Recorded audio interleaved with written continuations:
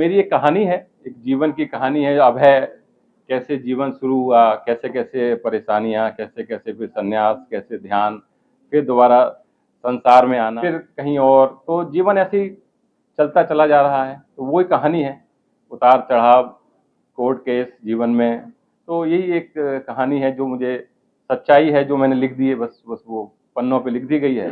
अब उसको आप लोग पढ़ें, कहीं ना कहीं लोग उससे जुड़ेंगे। कुछ लोगों को अपनी कहानी सी भी लगेगी, कुछ को लगेगा कि ड्रामा है, या किसी को कुछ जैसा भी लगे। तो बस मैंने उसको पन्नों पे लिख दिया है। सर ये कहानी सच्ची आपके घटना ऊपर है या नहीं, सच्ची घटना है। और समाज के ऊपर भी है, समाज में हो क्या रहा है, जीवन लोग कैसे जी रहे हैं, घुट के जी रहे हैं, हमने थोड़ा खुल के जिया। तो ये इस तरह की कहानी है। लिखने में देखिए, मैंने 2 साल पहले सोचा था कि इसको एक ऑडियो बुक के रूप में लेके आए, लेकिन ऑडियो से जो आर्टिस्ट थे उनसे बात करी, बोले कि इसको राइट किया जाए पहले, तब इसकी ऑडियो बुक बनेगी। तो फिर राइट करने के लिए मैंने कहा यार मुझे तो लिखना ज़्यादा आता नहीं है, तो 2-3 पेज लिखे, फिर मैं थक गया। फिर कुछ लोग मित्र लोग थे, उन्होंने कुछ और सहयोग किया। तो ऐसी कुछ कहानी लिखती चली गई, 4 पेज किसी ने लिखे, फिर सब ने मिलजुल के इसको एक बुक के रूप में लेके आए।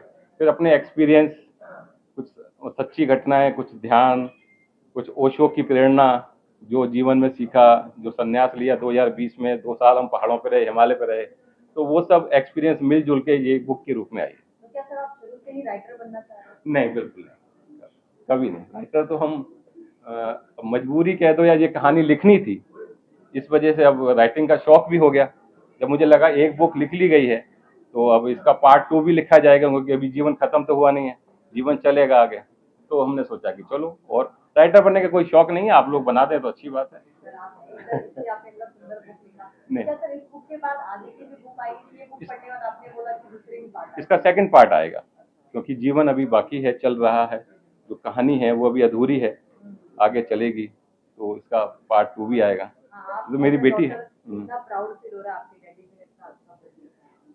अब तो मैंने तो बुक पढ़ी नहीं है, but I been through it, तो मैं तो साथ में थी, मैंने सारी चीज़ें देखी हैं, फील करी हैं रियल लाइफ में। जब भी पापा थे जिस सिचुएशन में थे, तो उस टाइम हम तो साथ में थे ही। और प्राउड तो है ऑफ कोर्स, मतलब पापा कभी राइटर में उसको सोचा नहीं था कि right a book, like book लिखना इज अ बिग थिंग, ऐसे कोई भी तो नहीं लिख सकता। हाँ, it is a proud moment. तो आप मतलब ये आपके एनवायरनमेंट में लिखते हैं, पढ़ते रहेंगे, सोचते रहेंगे, क्या आपको कभी लगता है कि लिखना चाहिए या कुछ पढ़ना चाहिए? हाँ, लिखना चाहिए।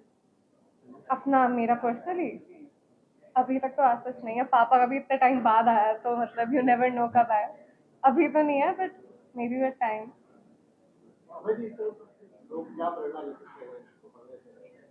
देखिए, अब मैं ये तो नहीं कहूँगा क्या प्रेरणा ले सकते हैं, हर एक का सोच अलग अलग है। जो इसको पढ़ेगा, जो जिसकी सोच है वैसे ही समझेगा। ये नहीं कह सकते कि आप इसको मेरे हिसाब से समझेंगे। समझ रहे हैं आप, कि जैसा जो इसमें फील करेगा, हो सकता है किसी को गलत भी लगे कि यार ये क्या, ये तो गलत है।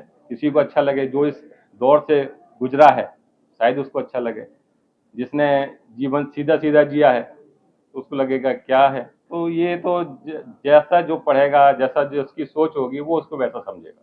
नहीं कह सकते कि किसी को क्या प्रेरणा मिलेगी। अब प्रेरणा तो उसमें खुद ही देखनी है कि हम कोई फिल्म देखने जाते हैं तो उसमें हम क्या सीख के आ रहे हैं।